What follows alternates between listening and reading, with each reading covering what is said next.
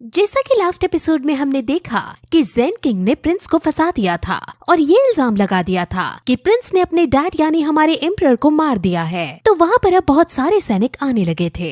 अब प्रिंस को अपने खिलाफ रचे गए इस षड्यंत्र के बारे में पता चल जाता है और वो उस तलवार को तुरंत ज़ेन किंग की तरफ तान देता है। अब सभी लोग उसको इस पोजीशन में खड़े देख ये समझने लगते हैं कि प्रिंस ने ही एम्परर को मारा है। अब प्रिंस को भी समझ आ जाता है कि सब मुझे ऐसे क्यों देख रहे हैं और वो तुरंत अपनी तलवार को नीचे फेंकता है। लेकिन अब ज़ेन किंग को ये कहने का मौका मिल जाता है कि प्रिंस को पकड़ो क्योंकि इसने हमारे एम्परर को मार डाला है। अब सभी सैनिक प्रिंस के पीछे भागने लगते हैं और प्रिंस अपनी जान बचाकर वहाँ से भागता है। लेकिन जब उसको दोनों तरफ से सैनिक घेर लेते हैं तो वो खिड़की से कूदकर समुद्र में गिर जाता है और वहाँ से वो सीधे क्विन लॉन्ग नाम की शिप के पास भागने लगता है। सैनिक एक बोट में बैठकर प्रिंस का पीछा करने लगते हैं और जब ज़ेन किंग ये देखता है कि प्रिंस क्विन लॉन्ग शिप की तरफ जा रहा है तो वो काफी शॉक होता है क्योंकि जब प्रिंस शिप में पहुंच जाता है तो शिप उसे रिकॉग्नाइज कर लेती है।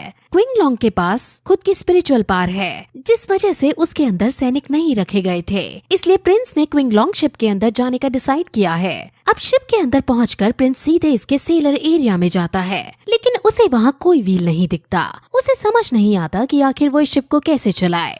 वहीं ज़ेन किंग के पास अपना जो एक जादुई पेंडेंट था जिसका नाम लिंकी है वो उसका यूज करता है और उसका यूज करके वो क्विन लॉन्ग शिप को रोटेट होकर अपने पास आने का ऑर्डर देता है और उसका ये ऑर्डर देते ही क्विन लॉन्ग शिप रोटेट होकर ज़ेन किंग के पास आने लगती है।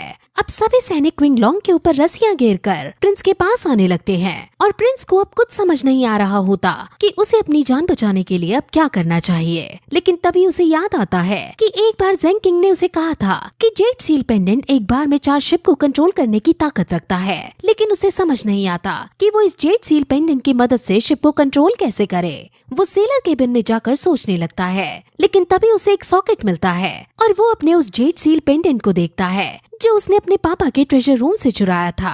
तो उसे इसकी शेप इस सॉकेट की शेप की इक्वल लगती है, यानी वो समझ जाता है कि उसे जेड सील पेंडेंट को सॉकेट के अंदर लगाना है। अब वो और ज्यादा देर ना करते हुए सीधे जेड सील पेंडेंट को सॉकेट के अंदर लगा देता है और जैसे ही वो ऐसा करता है वैसे ही वो शिप एक्टिवेट हो जाती है। ज़ेन किंग को भी समझ आ जाता है कि जेड सील पेंडेंट के सामने उसका लिंक की पेंडेंट कमजोर पड़ गया है। प्रिंस क्विन लॉन्ग शिप को अब आगे बढ़ने का कमांड देता है और अब क्विन लॉन्ग बहुत तेजी से आगे बढ़ने लगती है। ज़ेन किंग सभी सैनिकों को क्विन लॉन्ग को घेरने को कहता है लेकिन क्विन लॉन्ग की स्पीड इतनी तेज थी कि वो उसे नहीं पकड़ पाते और प्रिंस वहाँ से दूर निकल जाता है। अब वो क्वैन साउथ जाने का डिसाइड करता है क्योंकि उस जगह पर उसे उसके यान वैंग नाम के अंकल मिलेंगे और अब उसके अंकल उसे इस मुसीबत से बाहर निकाल सकेंगे। वहीं दूसरी तरफ अब एक जगह पर लू शेफी को देखते हैं। उसके पास एक लेटर आया होता है जिसमें उसको एम्परर के साथ जो हुआ उस सब के बारे में बताया जाता है। वो अब इस लेटर को पढ़कर बहुत हंसता है और वो अपने जनरल के पास जाता है और उसका जनरल लू शेफू से उसके हंसने का कारण पूछता है, जिस पर लू शेफू बताता है कि देश के अंदर तबाही होने वाली है और जापान देश अब ऊंचा उठने वाला है। जनरल को उसकी बात पर संदेह होता है क्योंकि लू शेफू ने जो स्टॉर्म क्रिएट किया था वो तो फेल हो गया था। लू शेफू बताता है कि जो उसने स्टॉर्म क्रिएट किया था वो भले ही फेल हो गया हो लेकिन अभी भी उसके पास एक लेटर आया है जिसमें उसे पता चला है कि एम्परर मारे गए हैं और प्रिंस वहाँ से भाग गया है। सेंट्रल प्लेन्स के अंदर अब कोई भी एम्परर नहीं है। वो ऐसा कहकर ये बताना चाह रहा था कि अभी वहाँ कोई एम्परर नहीं है जिस वजह से वो जगह कमजोर है और वहाँ पर हम अपना राज चला सकते हैं। लेकिन जनरल उसकी इन सभी बातों पर कहता है कि अभी बेशक कुछ टाइम के लिए वहाँ एम्परर ना हो लेकिन वो लोग जल्द ही अपना एक नया एम्परर चुन ही लेंगे। लेकिन लू शेफू कहता है कि अभी इस सब के बारे में ना सोचकर हमें सबसे पहले प्रिंस शैंगाओ को पकड़ना होगा क्योंकि वही हमारे प्लान को पूरा करने की चाबी बनने वाला है। जनरल को लू शेफू पर पूरा भरोसा है इसलिए वो उसे अब प्रिंस शैंगाओ को पकड़ने के लिए अपने 2 सबसे ताकतवर आदमी दे देता है। अब वो दोनों बातें कर ही रहे होते हैं कि तभी लू शेफू नोटिस करता है कि उस पर हमला होने वाला है और वो तुरंत अपने हथियारों को बाहर निकालकर हमलावर के अटैक को रोकता है और फिर हमें पता चलता है कि हमलावर एक लड़की है। इस लड़की का नाम हाई कैंग जू है और हाई कैंग जू अब शांत होती है और वहाँ खड़े सभी लोगों को ग्रीट करती है जिससे हमें ये पता चलता है कि ये लड़की इन्हीं की साथी है। वहीं दूसरी तरफ हम एक बड़ी सी शिप को देखते हैं जिसके अंदर काफी सारे लोग मौजूद थे और वो सभी पार्टी कर रहे थे। लेकिन तभी उनमें से एक आदमी नोटिस करता है कि एक तेजी से आगे बढ़ती हुई शिप उन्हीं की तरफ आ रही है और ये देखकर सब पैनिक हो रहे होते हैं कि तभी वो तेजी से बढ़ती हुई शिप एक छलांग मारकर उनके शिप के ऊपर से उड़ती हुई आगे बढ़ जाती है। इस शिप के लीडर जब इस अद्भुत शिप को देखते हैं तो उसका दिल उस अद्भुत शिप पर आ जाता है और वो डिसाइड करता है कि वो इस शिप को अपनी बना कर रहेगा। वहीं दूसरी तरफ हम ज़ेन किंग को देखते हैं जिसे उसका सेवक क्वेन ज़ाओ की तरफ जाने को कहता है क्योंकि यान वैंग ने उनके लिए संदेश भेजा होता है और उसने उनको क्वेन ज़ाओ पोर्ट पर बुलाया होता है। अब ज़ेन किंग प्रिंस के बारे में बात करता है कि प्रिंस शैंग-काओ कितना बुरा है। शैंग-काओ ने अपने पापा की ही हत्या कर दी, जेड सील पेंडेंट को चुरा लिया, हमारी स्पिरिट शिप को भी चुरा लिया।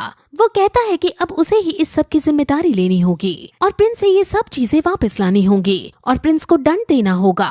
अब सेवक ज़ेन किंग से कहता है कि आपको जल्द से जल्द बाकी तीनों स्पिरिट शिप को असेंबल करके क्वेन ज़ाओ लौटना होगा और जल्द से जल्द प्रिंस को ढूंढना होगा और उसे इम्पीरियल जेड सील हासिल करना होगा। अब फिर वो ज़ेन किंग को एम्परर की तलवार देता है और उसको इसको धारण करने के लिए कहता है, यानी वो एक्सेप्ट कर लेता है कि हमारी इस जर्नी को ज़ेन किंग ही लीड करेंगे। और अब ज़ेन किंग तलवार को हवा में फेंककर सभी को आगे बढ़ने का ऑर्डर देता है। वहीं हम दूसरी तरफ एक आदमी को देखते हैं जो अपनी छोटी सी बोट को लेकर समुद्र में सफर कर रहा था और उसने अपनी ये बोट नई खरीदी थी क्योंकि वो बोट चलाना सीखना चाहता था।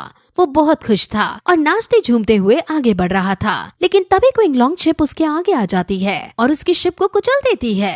प्रिंस शैंग-काओ जो कि क्विंगलॉन्ग शिप में सफर कर रहा था वो अब टक्कर लगने से नीचे गिर जाता है और अब वो आदमी शैंग-काओ को उठाकर किनारे पर लाता है। जब शैंग-काओ को होश आता है तो वो उसे खूब डांटता है और कहता है कि तुमने मेरी बोट तोड़ दी है, तुम्हें मुझको एक नई बोट खरीद के देनी होगी। अगर तुमने ऐसा ना किया तो मैं तुम्हें गोबर के ऊपर फेंक दूंगा। वो बहुत गुस्से में था और शैंग-काओ को धक्का देकर गिरा भी देता है। वो आदमी कहता है कि वो 1 साल से पैसा जमा कर रहा था और 1 साल बाद फाइनली उसने क्वेन ज़ाओ से अपनी ये शिप खरीदी थी, लेकिन आज के दिन ही शैंग-काओ ने उसकी इस शिप को तोड़ डाला। प्रिंस शैंग-काओ को जब ये पता चलता है कि क्वेन ज़ाओ से लौट रहा था और उसको क्वेन ज़ाओ के बारे में सब पता है तो वो उसे कहता है कि मैं तुम्हें तुम्हारी शिप के सारे पैसे चुका दूंगा, लेकिन तुम्हें मुझे क्वेन ज़ाओ के पैलेस तक पहुंचाना होगा। अब उस आदमी को ये डील अच्छी लगती है और वो कहता है कि अगर तुमने अपने इस प्रॉमिस को तोड़ा तो मैं तुम्हारी जान ले लूंगा।